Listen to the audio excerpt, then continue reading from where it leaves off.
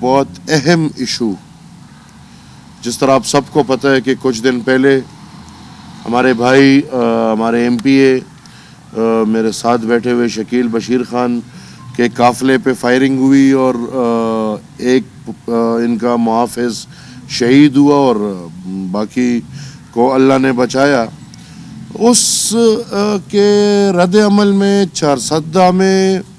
جو سلوک ہو رہا ہے، جو طریقہ کار اپنایا جا رہا ہے، اور پھر بالخصوص یہاں کا پولیس جو طریقہ کار اپنا رہا ہے،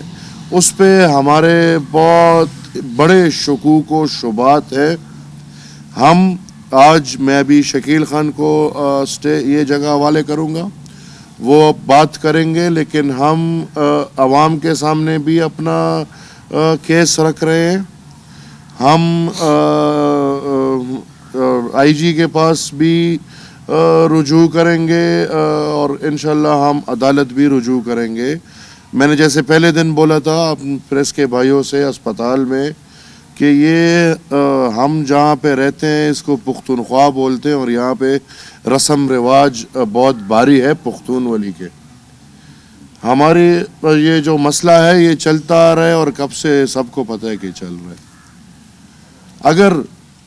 ہمیں ریاست یا پولیس ہمارا حق نہیں دیتی تو ہم نے چوڑیاں نہیں پہنی ہوئی۔ ان سب چیزوں کا طریقہ ہمیں آتا ہے۔ میں نے پہلے بھی بولا تھا اور میں پھر بھی بول رہا ہوں کہ ہم سب چیز سے اہل ہو کے ہم بات کر رہے ہیں، اور ہم پولیس سے یہ توقع رکھیں گے کہ یہ پارٹی نہ بنے، اور اگر پارٹی بنتے ہیں تو روایات ہے، کوئی دوسری بات نہیں۔ جہاں پہ مسئلے ہو تو ایک اور مسئلہ صحیح، لیکن ہم پھر بھی یہ کیس قوم کے سامنے بھی رکھ رہے ہیں اور پولیس اور جوڈیشری میں بھی پیش کریں گے۔ آج اجلاس ہے، آج انشاءاللہ اجلاس میں یہ بات اٹھے گی وہاں پہ۔ اچھا سر، یہ بتائیں کہ جس طرح بینظیر بھٹو کی برسی پر PDM کی قیادت کو منظور کیا گیا تھا، تو ایل پی کا پری پروگرام کیا ایل پی کی 100 سالہ میں تاسیس کے موقع پر PDM کی قیادت کو بھی منظور کیا جائے؟ ہمارا جلسہ اپنا جلسہ ہے، جلسہ عوامی نیشنل پارٹی کے رنگ ڈنگ میں ہوگا، ورکر عوامی نیشنل پارٹی، لیڈرشپ انشاءاللہ عوامی نیشنل پارٹی، اور ہم اللہ سے یہ امید رکھتے ہیں کہ مشر کی طبیعت ٹھیک ہو۔ ہمارے لیے سب سے بڑی بات یہ ہوگی کہ انشاءاللہ مشر بذات خود اس میں شریک ہوں گے۔ باقی ایسا کوئی ارادہ نہیں کہ PDM کو اس جلسے میں مدعو کیا جائے۔ ایک طرف دنیا بھر میں کرونا وائرس کا پھیلاؤ شروع ہے اور خطرناک لیئر بھی دوسرا شروع ہو چکا ہے۔ ایسا وائرس شاید آپ کو انتظامیہ اجازت بھی نہ دے، پھر آپ یہ نہیں سمجھتے ہیں کہ گیدرنگ سے اور اجتماعات سے یہ کرونا وائرس یہ دیکھیں، آپ کا ملک مذاق بنا چکا ہے کرونا کو، آپ کی حکومت مذاق بنا چکی ہے کرونا کو۔ اگر کرونا اتنا خطرناک ہے تو اس ملک میں قانوناً لاک ڈاؤن کیا جائے، سب کچھ بند کیا جائے، جلوس، جلسے، ریلیز سب بند ہونے چاہیے۔ میں بار بار یہ بات کہوں گا کہ اپوزیشن کے جلسوں سے کرونا نہیں پھیلتا، کرونا جو بھی اکٹھے ہو جائے وہ پھیل جاتا ہے۔ تو ادھر مولوی صاحب مرتے ہیں تو مینار پاکستان پہ 2 لاکھ لوگوں کا جنازہ ہوتا ہے، اس میں کرونا نہیں پھیلتا۔ عمران خان کے جلسے ہوتے ہیں، اس میں کرونا نہیں پھیلتا۔ حکومتی لوگ جلسے پہ جلسے کرتے ہیں، اس میں کرونا کا کوئی خطرہ نہیں ہوتا، لیکن اگر اپوزیشن جلسہ کرے گا تو اس میں خطرہ ہے۔ ایسی کوئی بات نہیں۔ ہم اپنا احتیاطی تدابیر دنیا کے ان حالات کو مد نظر رکھتے ہوئے، ہم احتیاطی تدابیر کے اس کو مد نظر ان پہ عمل کرتے ہوئے ہم اپنا جلسہ کریں گے 23 تاریخ کو۔ ہم اس حکومت سے روایتاً رسماً ہم خط بھیجیں گے اجازت کا، نہیں بھی دیتے تو ہمیں نہیں چاہیے، ہم اپنا جلسہ کریں گے۔ جی تا سوال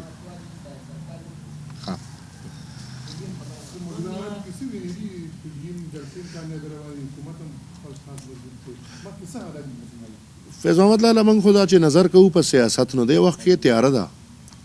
دی وخت کې ډېره لویه تیاره ده۔ منم چې د PDM جلسې ډېرې ښې روانې دي، او مردان کې ډېره ښه ریلي وشوه، او په بنو کې ډېر ښه پروګرام وشو، نن به انشاءالله ملکنډ کې ټولو ته پته ولګي۔ خو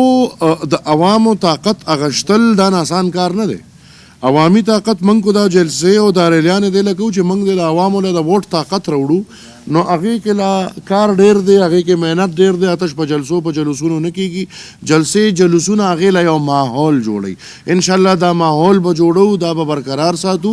او د عوام دا د ووټ طاقت به انشاءالله هم د دې پی ډي ایم په شکل کې دا سیاسي قوتونه پخوا هم تاریخ گواه دی کو د ایوب خان دورو کو د ضیاء الحق دورو کو د قیوم خان دورو همدا سیاسي قوتونه یو ځای شوي دي او د عوامو دا طاقت یې راوړی دی نن هم انشاءالله هماغه تاریکي ده خو دا پی ډي ایم به د عوامو دا طاقت ګټي انشاءالله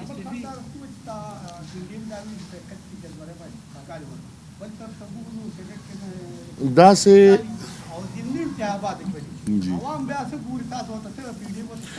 تاسو د خبرې لږ وضاحت پکار دی منګه د پی ډي ایم فیصله دا وه چې ټول ممبران به خپلې استعفاګانې 31 نه مخکې خپلو لیډرانو سره جمع کوي هغه منګ سره جمع دي استعفاګانې لا د پی ډي ایم مشترکه فیصله دا نه ده شوې چې موږ استعفاګانې ورکوو بلکې د پی ډي ایم مشترکه فیصله دا شوې ده چې موږ به په الیکشن کې مثالو په ضمني کې موږ په سینټ الیکشن کې مثالو استعفاګانې پرتې دي موږ سره کو چرې هغه خلکو فیصله وکړه چې استعفاګانې ورکوو هغې دپاره دا فیصله شوې وه ټولو پاټو استعفاګانې راغونډې کړي دي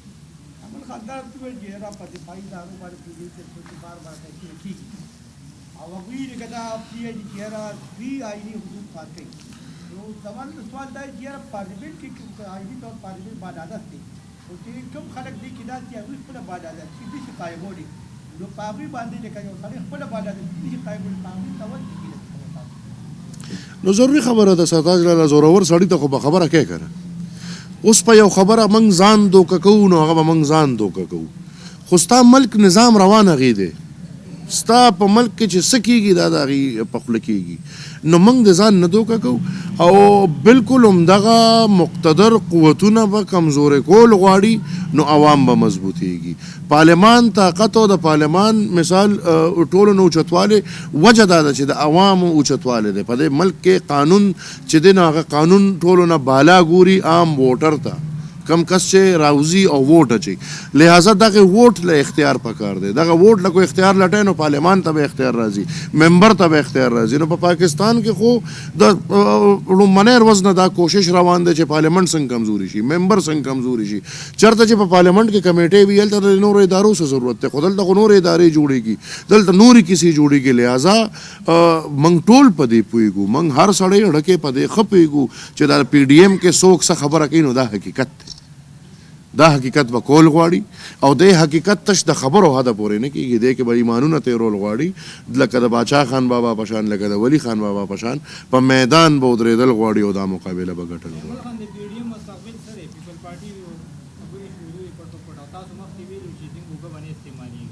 انشاءالله زما خو همدغه سوچ ته چې زما به اوږه چا دپاره نه استعمالیږي او الله د خیر کړي ډیلونه نه خو به یارېږي اوس الله د خیر کړي حقیقت کې خو سي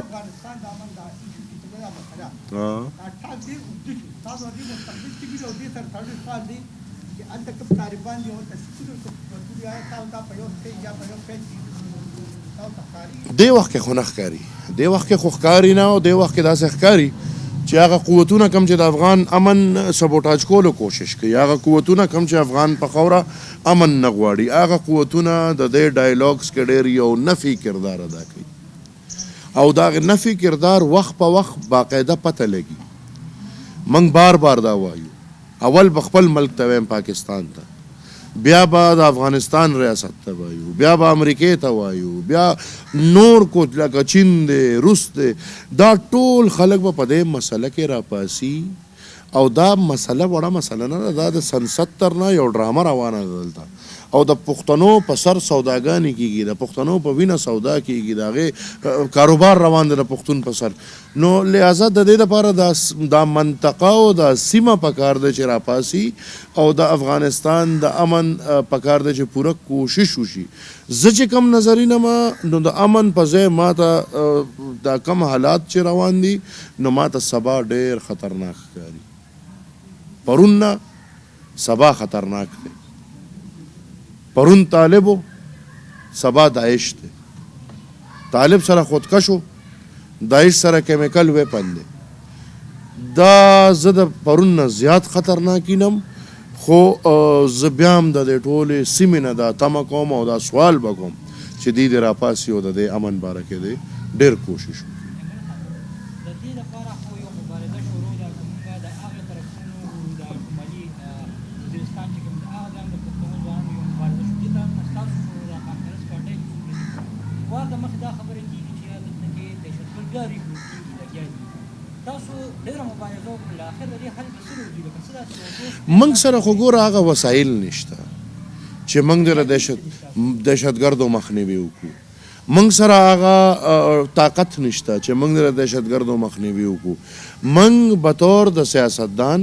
او بطور د پښتون قوم او د پښتنې خاورې د یو وارث په حیث موږ نشاندهي کولی شو او بار بار یې کولی شو او کوو به هم بار بار. ځان وجلی شو، دغه چل راځي، دهشتګردو ته مخامخ کېږو، قام به مخې ته نه پرېږدو. خو موږ د دې نه مخکې څه نه شو کولی. کو څه کوي ریاست به کوي،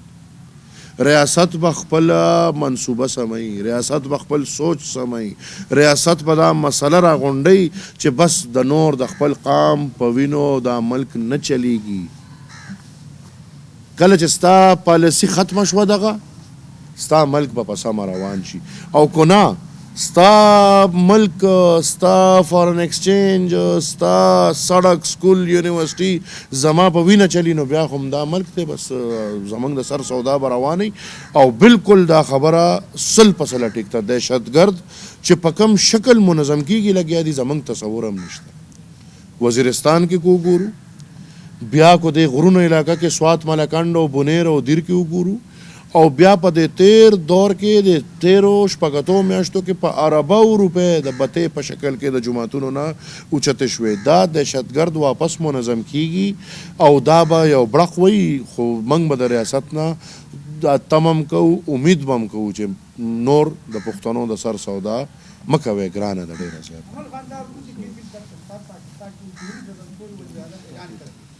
ایران ته په کم نظر ګوري او دوی په کې دا فیک خبره کوي چې فیک ته خطرات پیږي. دې فیصلې ته وجرت دی او ګوري ایران ته په کم نظر الله دې سی پیک مل شي. سی پیک خو موږ یو ګوډاګې بس صحیح که چې څه پې کول غواړو به کوو. سی پیک ته خطره ده او سی پیک ته خطره نشته. سی پیک ته خطره ټولو نه لویه د پاکستان نه ده چې جوړوي یې نه، کار پې نه کوي، غله دی یو ته ناستي او بل ته ناستي. نو سی پیک ته د هندوستان نه خطره نشته، سی پیک ته د پاکستان نه خطره ده. او دا دویمه خبره چې سرتاج لاله تاسو وکړه، نو دا عمران د مشرف سیاسي او لکه نظریاتي زوی دی. دا د مشرف فارموله وه چې کشمیر دې په 3 حصې تقسیم شي، هندوستان ته د خپل حصه میلو شي، پاکستان ته د خپل حصه میلو شي، او چین ته د خپل حصه میلو شي، او خپل حصه چې راکمې دي ګیرې کړي دي لکه موږ چې ورته آزاد کشمیر وایو. ما په هغه وخت کې مو چې کله هندوستان په کشمیر کې ورلل او دا پابندي ولګوله، سینکشن ولګولې او عمران تلو، ما هغه وخت نه چغې والې چې دی ګورې دا سودا کړې ده. اوس چې لا کومه خبره کوې نو هغه سودا واضحه کېږي. دا زموږ یو پلان و او دا پلان د ټولو منلی دی. موږ چې په کشمیر باندې دا د کشمیر گیر شو، موږ څه وکړل؟ 2 منټه ودرېږې، 3 منټه کښېنې، منټ به خبرې نه کوې. په اسلام آباد کې مې سرینګر هایوے جوړه کړه، دغه د لاړم وي سرینګر کې مې چای وڅښله. نو په دې خو موږ کشمیر نه شو، ما بار بار چغې والې، په دې موږ کشمیر نه شو ګټلی. خو دا تشې ډرامې وې او منصوبه سمجوتا هغې وخت کې شوې وه. هندوستان ته خپل پرېښی دی، دی دا خپل دغه کو، چین به په خپل ګزاره کوي. عمر خان په آخره کې خپلې دلې ته راځو د امپي تاریخ چې وګورو نو عمر د په دله کې لا اینډ آرډر یا لوډ شیډنګ د دې حوالې سره امپي ډېر اکټیو ده. کله نه چې دا ډي پي او راغلی د کردار باندې مختلف کسونو سره لکه شکیل خان د قراریات ذکر وکړو، داسې دلته ایپسي وکړو چې امپي په دې حواله خاموش ته وجه موږ خو خاموش نه یو، بلکې موږ خو په هره موقع چې څه خبره راغلې ده زموږ د ملګرو، زموږ د مشرانو، زما د ضلعې د تنظیم، زما د ممبرانو، زما د امیدوارانو، زما د تحصیل د تنظیم، زما د یونن د دې به بیانونه راځي، خبره به راځي. او موږ په دې خبرو چرې هم چپ نشو پاتې کېدی چې موږ یا عوامي نیشنل پارټي د باچا خان بابا سوچ او تسلسل به په دې خبرو چپ پاتې شي. کله چې مسله راغله په خوام چې دغه د بل ډي پی او سره مسله رااله او ډي پی او ځان نه داسې بدماش جوړ کړو، چا لرګو دلته خو چا خبره نه کوله. نو ددم من خود جدا نه ده چې من څه مثال انسانان یو زناور نه یو یو سړی راغی وخت به ورکوو خوی به ګورو خصلت به ګورو کو بیا ټیک نہیں نو دا اشنغر دی ستا خبره بالکل ٹھیک ته څوک رانه رپ هم نشي جنوری کا مہینہ ہے اور جنوری کا مہینہ عوامی نیشنل پارٹی اور اس کے تاریخ کا بہت اہم مہینہ ہے اور اہم مہینہ اس وجہ سے ہے کہ یہ باچا خان بابا اور ولی خان بابا دونوں کے برسی کا مہینہ ہے. اس دفعہ ہم نے یہ فیصلہ کیا ہے کہ انشاءاللہ ہم پشاور میں ایک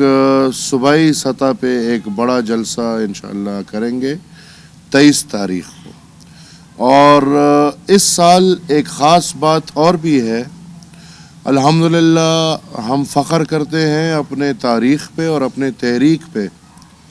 ہمارے تحریک جس کا آغاز باچا خان بابا نے تحریک اصلاح افاغنا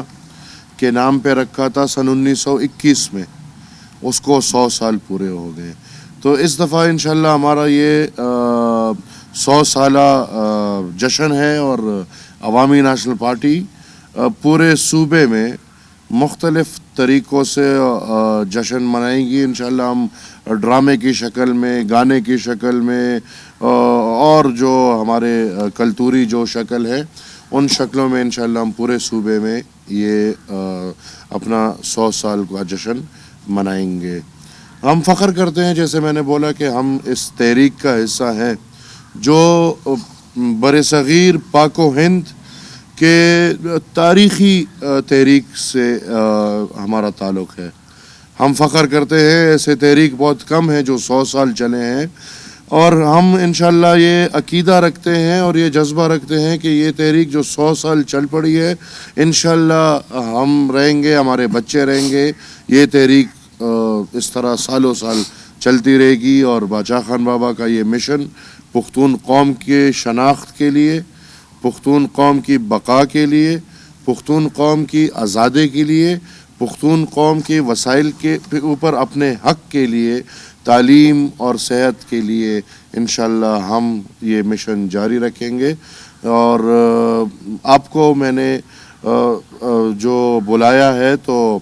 ایک تو میں آپ کے تھرو پورے چارسدہ کو اور پورے پختونخوا کو یہ پیغام بھیجنا چاہتا ہوں کہ 23 تاریخ کو ہمارے ساتھ جلسے میں شرکت کریں, جلسے میں شریک ہو.